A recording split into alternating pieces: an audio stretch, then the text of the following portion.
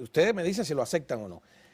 Es verdad, quiero saber, que tú lo dijiste la otra vez, que han fracasado 60 años de una política de distanciamiento, de agresión, y yo hago la pregunta, o lo que ha fracasado son 60 años de un paulatino proceso de acercamiento con Cuba. Si yo te digo esta frase, ¿qué piensas? Yo pienso que evidentemente todo ha fracasado, porque todavía en Cuba hay comunismo. Y cuando yo hablo de este acercamiento lo hago, y quiero ser claro en esto, lo hago para que llegue más rápido a la democracia de Cuba. Y porque he pasado toda mi vida esperándola. Entonces, de alguna manera, es igual, aquí todos somos capitalistas. Si usted invierte dinero, recursos, tiempo en una idea y por 60 años no le da fruto, o el fruto que usted espera que tenga, por lo menos tiene que cambiar el modelo, ¿no? O tiene que cuestionárselo o preguntárselo, ¿no? Y yo creo que, evidentemente, la política de aislamiento, la política de extrema agresión no ha dado fruto. Y en el tema del acercamiento, y esto fue algo que hablamos la vez pasada, pero realmente yo no he encontrado un acercamiento real, excepto los 2 años de Obama. Anterior a eso, cada vez que se intentó, hubo alguna razón, generalmente generada por el lado cubano, que saboteaba completamente la posibilidad del acercamiento o de levantar el embargo.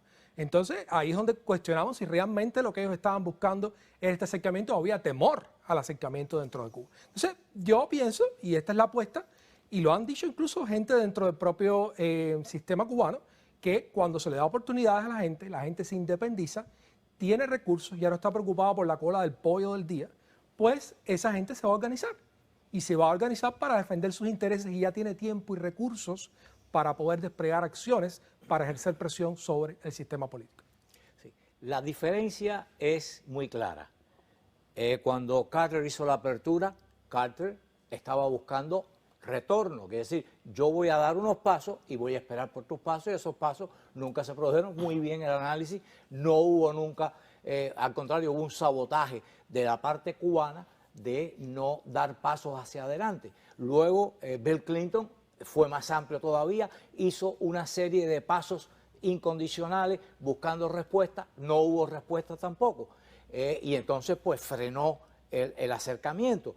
La diferencia de Barack Obama con estos dos presidentes demócratas anteriores es que Obama lo dio todo sin esperar nada a cambio ni pedir nada a cambio, simplemente apelando a la buena voluntad del régimen de que diera paso, y Raúl Castro se lo dijo muy claro: no nos vamos a mover ni 1 centímetro, ni 1 milímetro. Y efectivamente no se movió ni 1 milímetro. Pero estamos de acuerdo que va a ser el tema de la presión. La diferencia es quién pone la presión. ¿La presión la pone Washington o la presión la ponen los cubanos? Porque un poco lo que yo estaba diciendo es que cuando las personas tienen más recursos, pueden organizarse, son las personas las que están poniendo la presión. No es el presidente de los Estados Unidos el que llega y le dice, régimen, haz esto. No, son sus propios ciudadanos, esta vez con recursos, esta vez organizándose entre ellos mismos, esta vez con acceso a información, esta vez pudiéndose mover libremente entre los Estados Unidos y Cuba. Y entonces la pelea ya es muy distinta a que un presidente norteamericano es el que le diga al régimen lo que tiene que hacer. No, no es a lo mejor tú lo has visto así, pero no ha sido así. Los programas de ayuda masiva empezaron, a la oposición dentro de Cuba empezaron con el presidente George W. Bush. Ningún presidente anterior le aportó fondos porque la ley del embargo lo prohibía. Fue a partir de la ley Hess-Burton y de la ley Torricelli, y yo participé en esos esfuerzos porque necesitábamos introducir recursos en Cuba para los grupos. Tú recuerdas aquello de la Coalición Democrática Cubana, fue una de las primeras coalición de grupos opositores dentro de Cuba, preso, ¿no? Consenso. Bueno, el consenso vino después, sí. Y necesitábamos poner recursos dentro porque no tenían a veces ni para moverse de una provincia a la otra. Entonces fue el presidente George W. Bush el primero que usó la ley Torricelli para darle recursos a eso, pero eso es muy reciente. Es a partir del año 2000 que empiezan los recursos a llegar a la oposición dentro de Cuba. Pero yo no estoy hablando de los recursos a la oposición. Me parece bien que demócrata ayuda a demócrata. O sea, si usted tiene una posición ideológica determinada y usted quiere ayudar a alguien que comparte valores democráticos, me parece bien. Pero yo estoy diciendo que se le dé la posibilidad a la gente, no de darle a nosotros los recursos, sino que se los busquen ellos. O sea, los recursos que pueda dar nadie, ningún demócrata en el mundo va a ser suficiente o comparable a lo que puedan generar las propias personas si nosotros al menos abrimos las limitaciones que tenemos para que esas personas, dentro del escenario que le dé Cuba, dentro de las posibilidades que dé, pues pueda prosperar lo más posible. Pero, Wenadi, es que el régimen no le permite a nadie tener recursos. Recuerda a los merolicos, nada más que empiezan a tener recursos y el régimen inmediatamente te lo quita, porque el régimen hay que pensar primero ideológicamente. El régimen castrista es un régimen ideológico que no ha dejado nunca de ser ideológico. Ellos hacen concesiones a la estrategia de Lenin. Vamos a dar un paso atrás para luego dar dos hacia adelante. Pero usted ha visto los negocios privados. Perdón, déjame. Sí, eso es circunstancial, esos son pasos hacia atrás. Es en el área nada más de los servicios, Exactamente. No en el área de la producción. Los medios de producción todos siguen en manos del Estado. Totalmente. Y ahora fíjate, hay algunos cambios que se están haciendo donde se van a poder repartir dividendos de las empresas. pero todo esto no es nada más que permisos y tolerancia, ¿Cómo tú sabes no eso? ley. O sea, ¿sabes? Porque lo han dicho.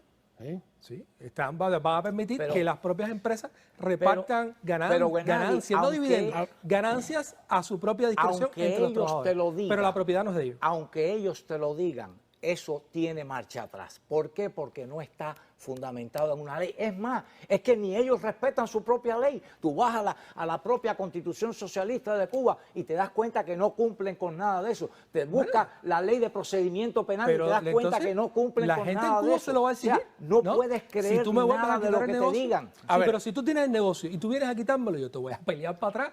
No, lo que queremos es que la gente Pelear. tenga la posibilidad. Claro, el empresario privado al que le va a quitar su negocio va a tratar de defenderse por todos los medios. Pero es que ahí no hay empresario privado o nadie. Bueno, Ahí yo lo que no- hay son permisos tenientes, de Ok. personas con un permiso, Ok. que te lo doy yo y te lo quito mañana. Ok, el permiso estará, pero la actividad económica existe, el recurso existe y los intereses existen. Pero Vamos no te a una permite. pausa. A ver, cuando regresemos, yo hice hoy mi tarea, porque como esa idea de que en realidad no ha habido una política de aislamiento, sino un proceso gradual de acercamiento hacia Cuba, es una idea muy personal. De memoria elaboré la teoría, que es lo que quiero yo que ustedes me digan si estoy delirando o si algunos visos de realidad tiene. Ya volvemos, el debate mejora. A ver, como no quiero robarles tiempo, te digo que yo tengo una teoría, que es muy personal, de que en realidad lo que ha fracasado es un acercamiento. ¿Cómo lo justifico? En el año 62 la administración Kennedy se comprometió a no provocar ningún cambio de sistema en Cuba a cambio de que sacaran los cohetes en la famosa crisis de los misiles. Eso fue un acercamiento, ¿no? Y además una renuncia por parte de Estados Unidos a provocar un cambio democrático en Cuba. Ese ablandamiento por parte de los Estados Unidos por las circunstancias no mejoró los derechos humanos en Cuba, al contrario, ha aumentado el número de presos, aumentó el intervencionismo de Cuba en muchísimos países, se centralizó la economía, se institucionalizó el partido, ¿no? A partir del año 75 con el primer congreso del partido. Después vino la administración Carter, restableció relaciones diplomáticas a niveles de oficina de intereses, que es lo más alto antes de las relaciones diplomáticas plenas. Cuba le pagó acrecentando la presencia en Angola, Mozambique, Etiopía, El Salvador, con la revolución triunfante de los nicaragüenses o los sandinistas en 1979. Y ese acercamiento diplomático casi pleno, lo único que produjo fueron los brutales actos de repudio de 1980 y que Cuba le pagara enviándole personas que sacó de los manicomios, que sacó de las cárceles aquí, que fue una agresión. Después vino la administración de Ronald Reagan, que restableció las conversaciones migratorias. Eso es otro paso más de acercamiento, porque esas conversaciones migratorias eran un pretexto para hablar de otros temas, ¿no? Hubo gente que tuvo que presionar para decir, oye, no me hablen más de otros temas en las conversaciones migratorias. La rompe Cuba cuando el 20 de mayo de 1985 sale al aire Radio Martí y la rompe unilateralmente. La administración Clinton no solo reanudó las conversaciones migratorias, en vez de aprovechar la desintegración de la Unión Soviética para darle un empujón, hace una cosa, a mi modo de ver, tremenda, que es que cuando se produce el éxodo del 94, por primera vez barcos norteamericanos de los guardacostas entran en territorio cubano, en puertos cubanos, a deportar balseros. Y luego, bueno, está el regalo del niño Elián, que fue una victoria política sin duda de imagen. Voy bien rápido. Después la administración, además, quitó el plan éxodo de la Fundación Nacional Cubanoamericana. Te agrego algo más, la conversación de los militares en Guantánamo. Aquí lo tengo. Los guardacostas norteamericanos entran de manera... Digo, pero eso fue con Bush. Sí. La administración Bush, tras el derribo de las Torres Gemelas y en medio de la lucha antiterrorista, sobre pretexto de la lucha antiterrorista, establece conversaciones entre militares norteamericanos y militares cubanos. Ese es otro plan de acercamiento. Y te termino bien rápido. Y las ferias de comercio. Yo una vez le seguí junto con Dominguito Moreira la ruta a las compras que se permitieron aquí en dinero efectivo de productos agrícolas en Estados Unidos. No compraron donde había más los mejores precios, sino donde había congresistas que estaban dispuestos a pronunciarse abiertamente en contra del embargo, que es para mí un intervencionismo peor que la colisión rusa que hablan con el tema de Trump. Y Obama, ya sabemos todo lo que restableció Obama, y durante los 2 primeros años de la administración Trump no hicieron nada, tú me disculpas. Yo me cansé de protestar aquí porque incluso, un ejemplo, 2 años después, los mismos funcionarios de Radio, TV Martí y La Voz de las Américas que había nombrado Obama eran los que estaban allá. O sea, que si tú lo analizas, ha habido un proceso de acercamiento, unos más duros, otros más suaves, que a mi modo de ver es lo que de verdad ha fracasado. Ese es mi punto. O sea, estás, de alguna manera, creo yo, ayudándome en el argumento. Porque lo que yo trato de explicar es que el gobierno cubano ha sido muy hábil en operar en la carencia y en operar en el aislamiento. Ha mantenido por 60 años aquello prácticamente sin mover. Entonces, ¿qué pasaría si llenamos el país de incentivos, de oportunidades, de gente mirando a que la oportunidad está abierta? Ahora depende de sus líderes, no está en los Estados Unidos. Ahí viene mi segunda pregunta. ¿Es verdad que a Cuba le conviene la posición de plazas sitiadas? Es decir, ¿es verdad que a Cuba le conviene no mantener relaciones plenas con todo el mundo, incluyendo los Estados Unidos? Si hemos llegado hasta aquí y ellos se mantienen en el poder, a mí me parece que la respuesta es un contundente sí, evidenciado por 60 años. Permíteme pasar por las 3 cosas, rápidamente. Lo que has dicho es correcto, y es que los norteamericanos históricamente, en todos los conflictos y en todas partes del mundo, siempre tienen zanahorias y garrote. Entonces, esa ha sido una política de la diplomacia norteamericana perenne, permanente. Ellos tratan de buscar primero con la zanahoria una solución. Ofrecen, dan, regalan, donan, buscando buena voluntad del otro lado y cooperación. No le funciona, viene el garrote atrás con la sanción. Eso lo han utilizado todas las administraciones norteamericanas en el caso de Cuba. Yo tengo una visión más pesimista. Yo creo que ninguna administración, en el fondo, hasta que llegó Trump en sus últimos 2 años, había tomado en serio ese tema. Habían jugado un poco con él. Pero la pregunta clave, porque si no, que no quiero que se me acabe el tiempo, es: